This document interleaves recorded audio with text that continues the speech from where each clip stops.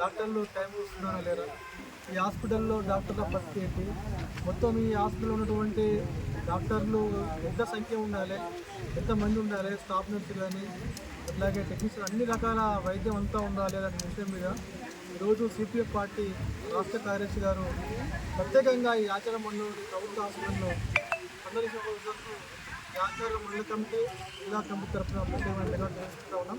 వీరి యొక్క ఈ ఉద్దేశాన్ని ఇది చాలా కూడా లోపల చాలా రకాలుగా విజయం చేయడం జరిగింది కృష్ణ గారు. ఆయనతో పాటు పార్టీ జిల్లా కమిటీ బృందం కూడా ఉన్నది. వచ్చినటువంటి రంగారెడ్డి జిల్లా కమిటీ సభ్యులకు యాచన మండలి అందరూ కూడా ధన్యవాదాలు తెలుసుకుంటూ ఇప్పుడు ఈ కార్యక్రమం ఉద్దేశించి సిపిఎం పార్టీ రాష్ట్ర కార్యదర్శి పెద్దలు జాన్ విస్లీ గారిని మాట్లాడుతూ కోరుతా ఉన్నాం.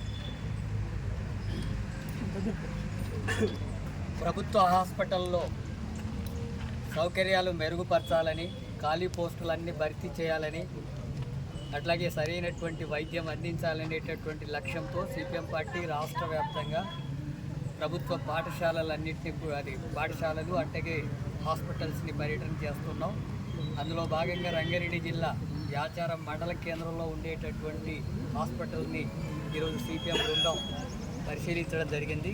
ఇది 30 పడకల హాస్పిటల్ ఇది, కానీ 30 బెడ్స్ అన్నీ కూడా పాత కాలంవి ఉన్నాయి. అవి ఎలాంటి రిపేర్లతో ఉన్నాయి, అవి మనుషులు పడుకోవడానికి సరిపడేటటువంటి పద్ధతుల్లో లేవు. అట్లాగే ఇది సిహెచ్సిగా అప్గ్రేడ్ అయిన తర్వాత ఇక్కడ 14 మంది డాక్టర్స్ ఉండాలా, కానీ 6 మాత్రమే ఉన్నారు.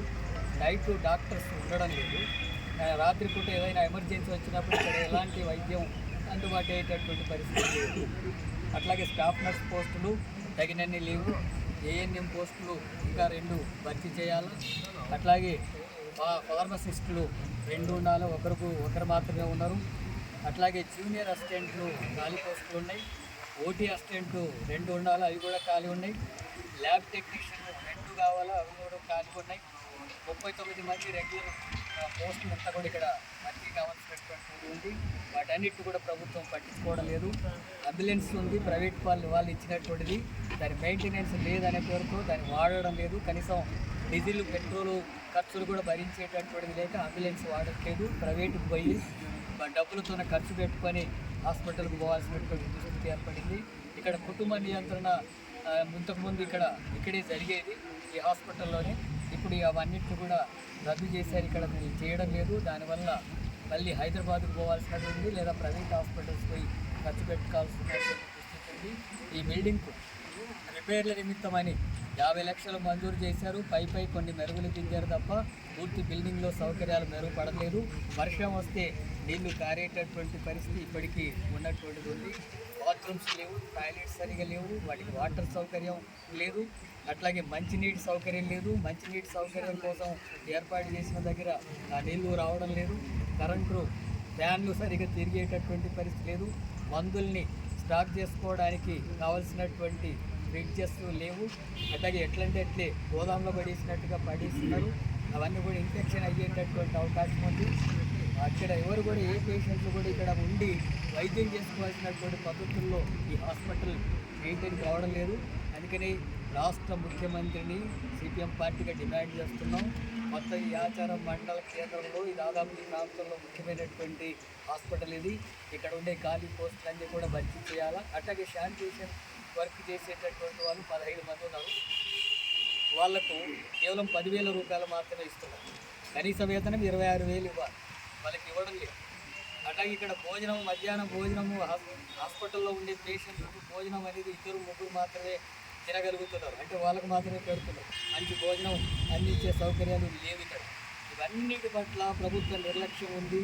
అట్లాగే నిధుల కేటాయింపులు లేవు, పోస్టులు భర్తీ చేయడం లేదు. అన్ని కాంట్రాక్ట్ పోస్టులు భర్తీ చేయడం వల్ల తక్కువ వేతనం ఉండడం వల్ల గవర్నమెంట్లో చేయకుండా ప్రైవేట్లో చేస్తున్నటువంటి దుస్థితి ఉంది. ఈ అన్నిటి నేపథ్యంలో ప్రభుత్వం వెంటనే ఈ సమస్యలు పరిష్కరించాలని సిపిఎం పార్టీగా డిమాండ్ చేస్తున్నాం. ముఖ్యమంత్రి కూడా దృష్టికి ఇది తీసుకెళ్తాం. అట్లాగే వైద్య ఆరోగ్య శాఖ మంత్రి దామోదర నరసింహ గారు కూడా ఈ హాస్పిటల్లో ఒకసారి విజిట్ చేయాలా, ఇక్కడ ఉండేటటువంటి సౌకర్యాలు మెరుగుపరచడానికి కావాల్సిన నిధులు కేటాయించాలని చెప్పి సిపిఎం పార్టీగా డిమాండ్ చేస్తున్నాం. ఆ రకంగా జరగకపోతే ఈ సమస్య మీద పెద్ద ఎత్తున ఆందోళన కార్యక్రమాన్ని తీసుకుంటాం. అలాగే రాష్ట్ర వ్యాప్తంగా అన్ని ప్రభుత్వ ఆసుపత్రులంతా కూడా సరైన వైద్యం అందించగా ప్రైవేటుకు వెళ్ళి లక్షల రూపాయలు పేద ప్రజలు దోపిడీకి గురవుతున్నటువంటి పరిస్థితి ఉంది. వైద్యం అంతా వ్యాపారంగా మారింది. అందుకని వైద్య రంగానికి నిధులు కేటాయించాల్సినటువంటి అవసరం ఉంది. ఆ రకంగా కేటాయింపులు జరిపి పేద ప్రజానికని ఆదుకొని ప్రైవేటు వైద్యాన్ని అరికట్టి దోపిడీని అరికట్టి ప్రభుత్వ రంగంలో మెరుగుపరిచేటట్టుగా చర్యలు తీసుకోవాలని చెప్పి సిపిఎం పార్టీ డిమాండ్ చేస్తుంది. సిపిఎం పార్టీ యొక్క వైఖరి మొత్తం వైద్యం అంతా కూడా దేశంలో ఉచితంగా ఉండాలా. పేదవాడికైనా ధనికుడికైనా ప్రాణమే. అందుకని పూర్తిగా వైద్యం ఉచితంగా ఉండాలి. చిన్న చిన్న దేశాల్లో వైద్యం ఉచితంగా ఉంటుంది. క్యూబా లాంటి దేశంలో కూడా వైద్యం ఉచితంగా ఉంది, విద్య ఉచితంగా ఉంది. ఇక్కడ వైద్యం వ్యాపారంగా ఉంది. మేము బాగా అభివృద్ధి చెందినమని చెప్పి ముఖ్యమంత్రి రేవంత్ రెడ్డి అంటున్నాడు. ప్రపంచంలో మేము అభివృద్ధి చెందినమని చెప్పి మోడీ అంటున్నాడు. కానీ వైద్యం పేదవాళ్ళకు ఆ వైద్యం అందుబాటులో లేదు. ఆ వైద్యం అందుబాటు లేక ప్రాణాలు కోల్పోతున్నటువంటి దుస్థితి ఉంది. అందుకని ఈ సౌకర్యాలు మెరుగుపరచడానికి అవసరమని కూడా చేయకపోతే ప్రభుత్వం మీద పెద్ద ఎత్తున ఆందోళనకు కోరుకుంటాం. కేంద్ర రాష్ట్ర ప్రభుత్వాలు తగిన చర్యలు తీసుకోవాలని చెప్పి డిమాండ్ చేస్తాం.